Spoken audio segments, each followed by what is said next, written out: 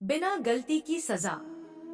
अगर प्यार सच्चा हो तो लोग बिछड़ कर भी मिल जाते हैं।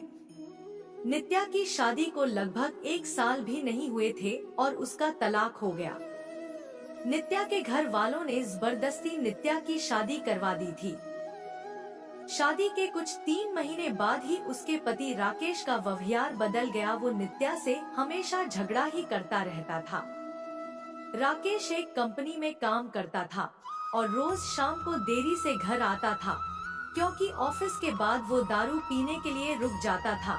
घर आकर वो नित्या से हर छोटी छोटी बात पर बहस करता था, उस खरी खोटी सुनता था। वो नित्या को ये भी बोल देता था कि चली जा तू यहाँ से, मुझे तेरी कोई जरूरत नहीं है बहुत मिल जाएंगी तेरी जैसी। नित्या उसका ये व्यवहार चुपचाप सहन कर रही थी। उसने अपने घर पर भी इसके बारे में कुछ नहीं बताया था। वो अपने घर वालों से नाराज थी। उन्होंने जबरदस्ती उसकी शादी जो करवाई थी। नित्या अविनाश से प्यार करती थी और जब ये बात नित्या के घर वालों को पता चली तो उन्होंने जबरदस्ती उसकी शादी करवा दी।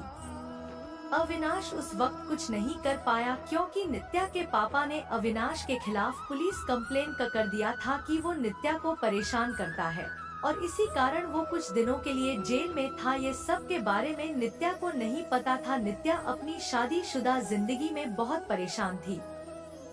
कुछ महीने ऐसा ही चलता रहा। राकेश थोड़ा भी नहीं बदला था।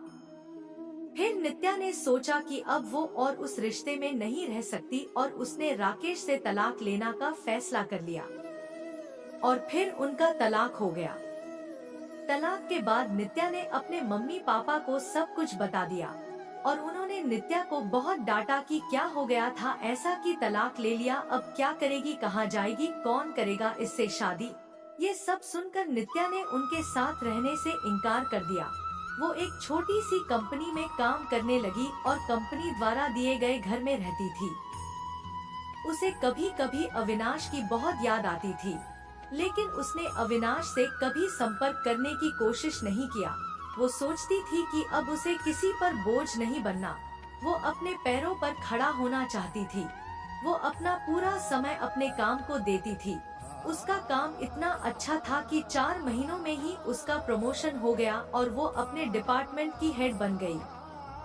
प्रमोशन के 1 महीने बाद उसे उसकी कंपनी के तरफ से एक मीटिंग अटेंड करने के लिए विदेश जाने का अवसर मिला। नित्या अपने काम में बहुत तरक्की कर रही थी। अब उसके मम्मी पापा को भी नित्या पर बहुत फक्र महसूस हो रहा था। अब वो पछताते थे कि उन्होंने उसकी शादी गलत घर में कर दिया था। नित्या विदेश जाने की बात से बहुत खुश थी।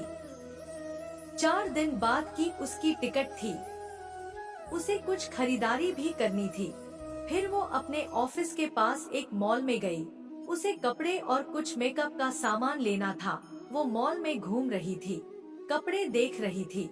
तभी किसी ने पीछे से उसके कंधे पर हाथ रखा। वो पीछे मुड़ी देखने के लिए और वो बिल्कुल अपने आँखों पर विश्वास नहीं कर पा रही थी।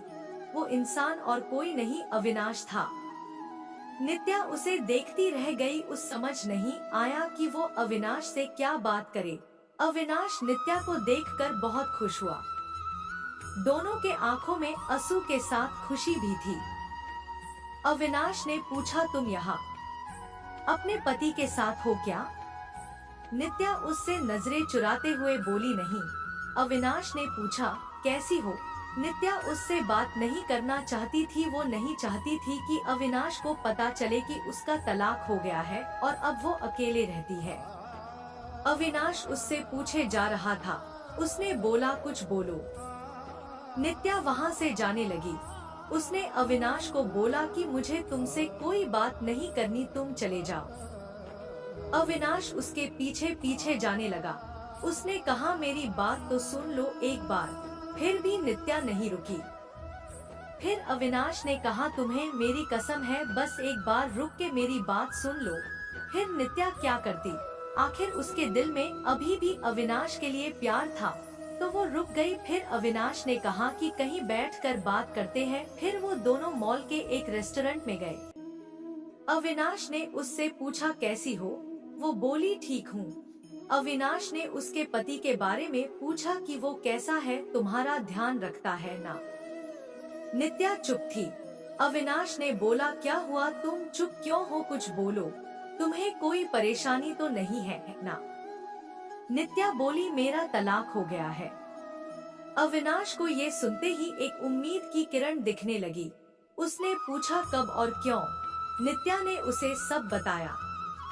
अविनाश ने बोला, फिर अब तुम अकेले क्यों रहती हो, तुम अपने मम्मी पापा के पास क्यों नहीं गई या मुझे क्यों संपर्क करने की कोशिश क्यों नहीं की। नित्या बोली, तुम अगर मुझसे प्यार ही करते थे तो जब मेरी शादी हुई तब क्यों नहीं आए मुझे लेने, कहाँ थे तुम। उस वक्त मैं बिल्कुल अकेली हो गई थी और मजबूरी में शादी हो गई मेरी। अविनाश ने पूछा, क्या तुम्हारे पापा ने नहीं बताया कि उन्होंने मुझ पे पुलिस केस कर दिया था, मैं जेल में था कुछ महीने। ये सुनते ही नित्या चौंक गई। उसने कहा कि मुझे इसके बारे में कुछ नहीं पता। अविनाश ने उसे पूरी बात बताई। नित्या बोली, मैं माफी मांगती हूँ तुमसे अपने पापा के तरफ से। अविनाश ने कहा, अब वो बात को जाने दो, मैं भूल चुका हूँ वो सब, अभी की बात करो। अविनाश ने बिना देर किए उसने पूछ लिया, क्या अब तुम मुझसे शादी करोगी। नित्या बोली, क्या तुमने अभी तक शादी नहीं की। अविनाश ने कहा, नहीं, मैं अभी अपने कैरियर पे ध्यान दे रहा हूँ और यह कुछ काम से ही आया था। अब बोलो, शादी करोगी मुझसे। नित्या बोली, अभी 2 दिन में मैं अपने कंपनी के तरफ से विदेश जा रही हूँ एक मीटिंग के लिए, उधर से लौटकर इसके बारे में बात करते हैं। अविनाश ने कहा, पहले ही बहुत इंतजार किया है, अब और इंतजार नहीं होता है, लेकिन फिर भी जैसा तुम कहोगी वैसा ही होगा। दोनों ने अपना फोन नंबर दिया एक दूसरे को और घर गए। अविनाश उसे रोज फोन करके उसका हाल चाल पूछता रहता था। 1 सप्ताह बाद नित्या अपनी मीटिंग खत्म करके लौट आई थी। अविनाश उसे मिलने के लिए बोल रहा था, लेकिन नित्या अपने ऑफिस में बहुत व्यस्त रहती थी। उसने कहा कि हम रविवार को मिलेंगे। फिर वो दोनों रविवार को उसी मॉल में मिले। अविनाश ने पहले उसके मीटिंग और काम के बारे में पूछा कि सब ठीक चल रहा है ना। नित्या ने कहा, हाँ सब ठीक है। फिर अविनाश ने उससे शादी का पूछा। तुमने कहा था कि आके बताओगी शादी करोगी कि नहीं, तो अब बोलो क्या सोचा है। नित्या तो अविनाश से प्यार करती ही थी और अब उसे मौका मिला था अपने प्यार के साथ पूरी जिंदगी बिताने का। उसने हाँ कह दिया। दोनों बहुत खुश थे। नित्या ने अपने घर पर अविनाश के बारे में सब कुछ बता दिया और इस बार उसके घर वाले उसके इस फैसले से मान गए, क्योंकि पहले उनसे एक गलती हो चुकी थी। अब वो फिर से अपनी बेटी को तकलीफ में नहीं देखना चाहते थे। 1 महीने बाद उनके परिवार ने उनकी शादी करवा दी।